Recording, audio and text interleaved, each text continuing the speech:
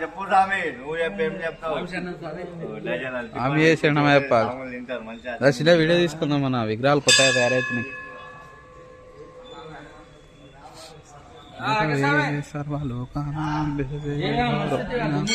శరణం శివస్వామి.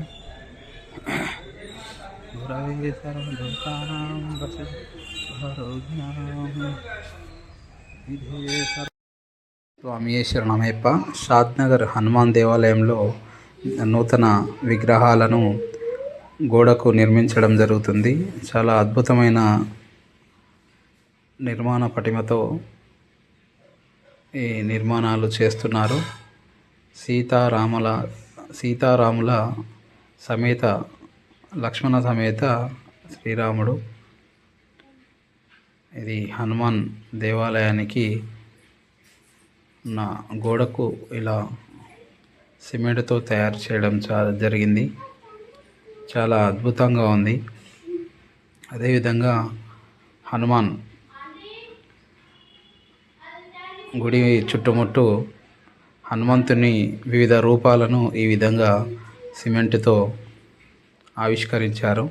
దేవాలయం నూతన అభివృద్ధిలో భాగంగా పంచముఖి హనుమాన్ ఇలా ఈ విధంగా దేవాలయాన్ని తయారు చేశారు. ఇది దేవాలయంలోని ప్రాంగణం. శివమారుతి అయ్యప్ప గీతా మందిరం, షాద్నగర్. నూతన గోపురాన్ని కూడా నిర్మిస్తున్నారు. ఇది వినాయక దేవాలయం, వినాయకుని గుడి చూసుకోవచ్చు. వినాయక దేవాలయం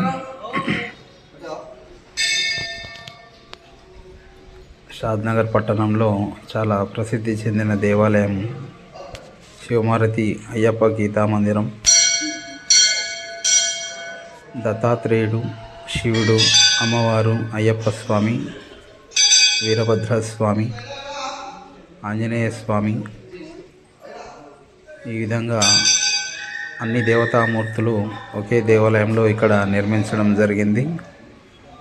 చాలా పురాతన దేవాలయం అయినప్పటికీ నూతన అభివృద్ధి కార్యక్రమాలు, నూతన రాజగోపుర నిర్మాణాన్ని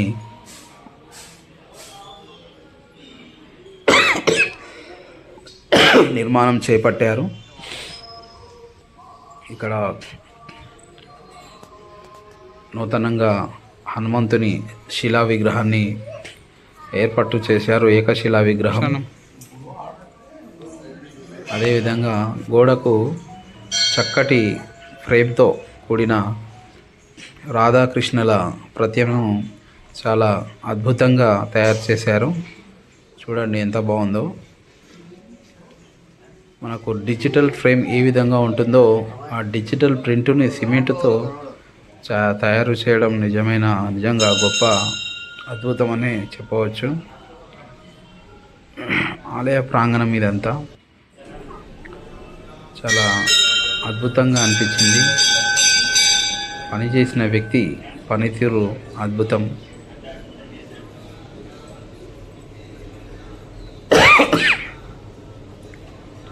మొత్తం దేవాలయ ప్రాంగణం.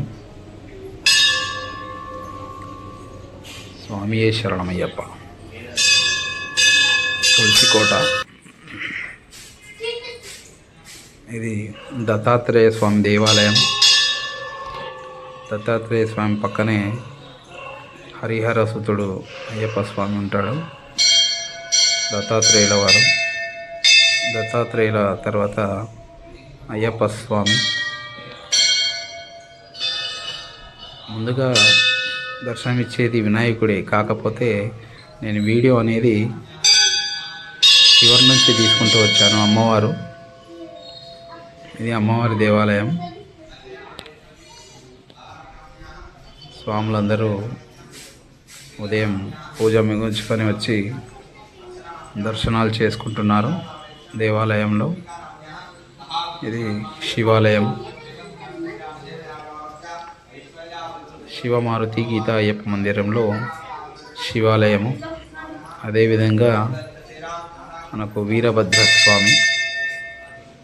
ఇది వీరభద్రస్వామి వారి దేవాలయం. ప్రతి అమావాస్యకు వీరభద్రస్వామి దగ్గర ప్రత్యేక పూజను బూడిద గుమ్మడికాయలతో నిర్వహిస్తారు. వీరభద్ర స్వామికి అది ప్రత్యేకం. ప్రతి అమావాస్య రోజు జరుగుతుంది. అదేవిధంగా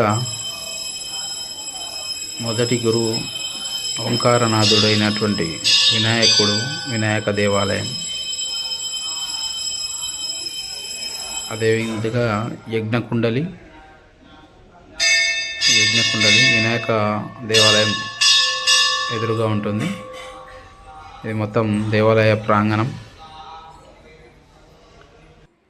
దేవాలయం పక్కనే మనకు ఇది అయ్యప్ప స్వాములకు భిక్ష నిర్వహించడానికి ఏర్పాటు చేశారు. ఇక్కడ ప్రతిరోజు 300 నుంచి 500 మంది వరకు ఇక్కడ భిక్షను నిర్వహిస్తారు. కార్తీక మాసంలో 18వ తారీఖు నుంచి జనవరి 10 తారీఖు వరకు ఇక్కడ నిర్వహిస్తారు. అదేవిధంగా బయట రాజగోపుర నిర్మాణం జరుగుతున్నది.